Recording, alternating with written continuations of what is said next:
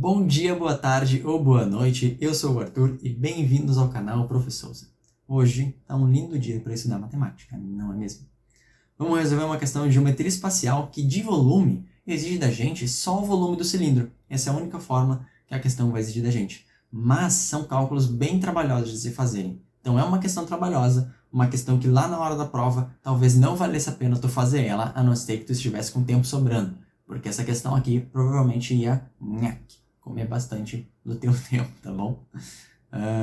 Então, pausa o vídeo, tenta resolver a questão por conta própria e depois volta aqui para assistir a resolução. Então, vamos lá. A medida em metro das alturas das colunas de água nos reservatórios auxiliares, após cessar o fluxo de água entre eles, é. Então, temos que descobrir qual que vai ser a altura de água aqui, né?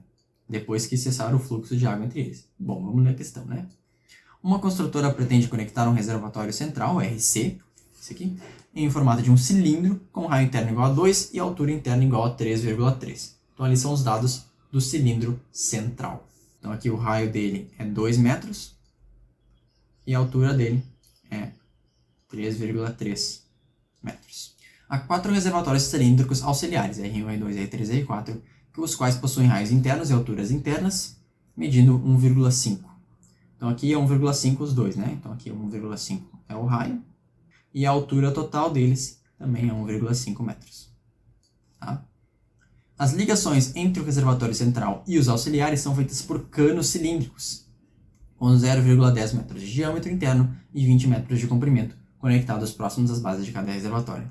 Então, essa aqui que é uma das partes difíceis da questão, né? Porque tu tem que levar em consideração o volume desse cano, né? Como é que é o volume do cano, né?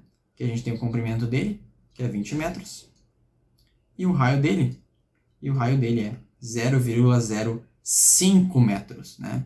Porque o diâmetro é 0,10. Então o raio é 0,05, tá? Na conexão de cada um desses canos com o reservatório central, há registros que liberam ou interrompem o fluxo d'água. Tá bom. No momento em que o reservatório central está cheio, então esse caninho aqui está cheio de água, e os auxiliares estão vazios, abrem-se os 4 registros. Então, pum, pum, pum, pum. E após algum tempo, as alturas das colunas de água nos reservatórios se igualam assim que cessa o fluxo de água entre eles, pelo princípio dos vasos comunicantes. Então assim, a gente vai ter uma altura lá no cilindro central, ele vai estar cheio de água lá, e aí quando abrir os fluxos, essa água vai descendo, e a água nos auxiliares vai subindo. Quando que vai parar de acontecer, né? Porque não vai zerar e os auxiliares vão ficar cheios, né? Então, alguma hora eles vão parar. Quando eles entrarem em equilíbrio, todos vão ter a mesma altura, até o cilindro central, né? Pelo princípio dos vasos comunicantes, que vocês aprendem também lá na física e em hidrostática, tá bom? Então, todos vão ter a mesma altura, né? E o volume de água vai se manter constante, né? Nenhuma água se perdeu. A água não foi para o infinito, nem evaporou. Então, o volume inicial de água, que era do reservatório central, o volume inicial, tem que ser igual ao volume final de água. E o volume final vai levar em consideração o reservatório central, os canos, tem que tomar cuidado com os canos, e os reservatórios auxiliares, tá bom? Vamos lá, então. Então, vamos começar calculando o volume inicial, né? Porque a gente sabe que depois, né, o volume inicial de água vai ser igual ao volume final de água, né? Porque a água não evaporou. Vamos começar calculando qual que vai ser esse volume, né? O volume inicial, que é o mesmo volume final de água, né? Esse volume inicial aqui é exatamente o volume do reservatório central, né? Como é que é o volume de um cilindro, né, gente? É a área da base vezes a altura, né? A área da base vezes a altura. A área da base vezes a altura. Qual que é a área da base? É πr quadrado, porque é um círculo, né? Então, π vezes 2 ao quadrado. Π vezes 2 ao quadrado, vezes a altura dele, que é 3,3. E isso aqui dá 13,2 π, bom? Então, esse é o volume de água que a gente tem aqui dentro do reservatório central, que vai ser a mesma água que vai se dissipar aqui em tudo, bom? E agora a gente sabe que o volume final tem que dar 13,2 π, porque esse é o volume inicial de água, então o final também tem que dar 13,2. Vamos agora calcular o volume dos canos, que vai fazer com que o nosso cálculo fique mais fácil se a gente já calcular eles agora. Então vamos calcular o volume desses caninhos aqui, né? Porque lembrando, eles vão estar cheios de água no final, né? Então vamos calcular o volume deles. O volume dos canos, né? Vai ser o quê? São 4 canos, vezes, né? A área da base vezes a altura também, porque são canos cilíndricos, né? Então vai ficar vezes a área da base, que é πr ao quadrado, vezes a altura deles, né? Vezes a altura dos canos. Então, o R deles é 0,05 ao quadrado, vezes a altura, que é 20, tá? Vezes a altura, que é 20. Agora, vamos trocar esse 0,05 para fração. Vamos trocar ele para 5 sobre 100. Né? Se eu trocar esse 0,05 para 5 sobre 100. E agora vai ficar mais fácil, por quê? Vamos ver. 4 vezes 20 dá 80, vezes π, vezes 5 ao quadrado, 25, sobre 100 ao quadrado, que dá 1,0000. Agora, 80 vezes 25 dá 2.000. Temos 2.000 π sobre 1,0000. Cortando 3 zerinhos aqui, 2 sobre 10 dá 0,2 π. Então, esse é o volume dos canos, tá? O volume dos canos.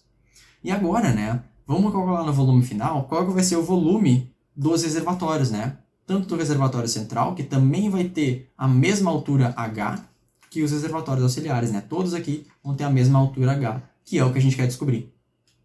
Certo? Então, o volume do reservatório central, o novo volume do reservatório central, vai ser o quê? Π vezes 2 ao quadrado, vezes H, que é o que a gente quer descobrir, porque o raio dele é 2, mais 4 vezes o volume dos reservatóriozinhos, que é πr quadrado, o raio deles é 1,5, vezes 1,5 ao quadrado, vezes H. Então, assim, aqui é o reservatório central, e aqui é os reservatórios auxiliares. Tudo isso, né, o central mais auxiliares, com esse H que a gente não sabe o valor ainda, mais o volume dos canos, que é 0,2 π, mais o volume dos canos, ou seja, isso aqui é toda a água do final, né? Central, mais canos, mais auxiliares, né? Tudo isso tem que dar 13,2 π, porque a gente sabe que esse é o volume inicial de água, 13,2 π, né? E agora esse vírgula 2 aqui vai nos ajudar, né? Porque esse aqui está somando, passa para lá, subtraindo. 13,2 menos 0,2 π dá 13 π, tá bom? Então aqui vai ficar π vezes 4 vezes H, mais 4 vezes π. E agora esse raiozinho aqui, 1,5, eu vou trocar esse 1,5 para uma fração que eu já sei que é 3 meios. 1,5 é a mesma coisa que 3 sobre 2, né? 3 sobre 2 é 1,5. E agora vai ficar mais fácil, porque 3 ao quadrado dá 9 e 2 ao quadrado dá 4 vezes H igual a 13 π. Agora a gente tem π em todos os termos, caso a gente já tinha antes, né?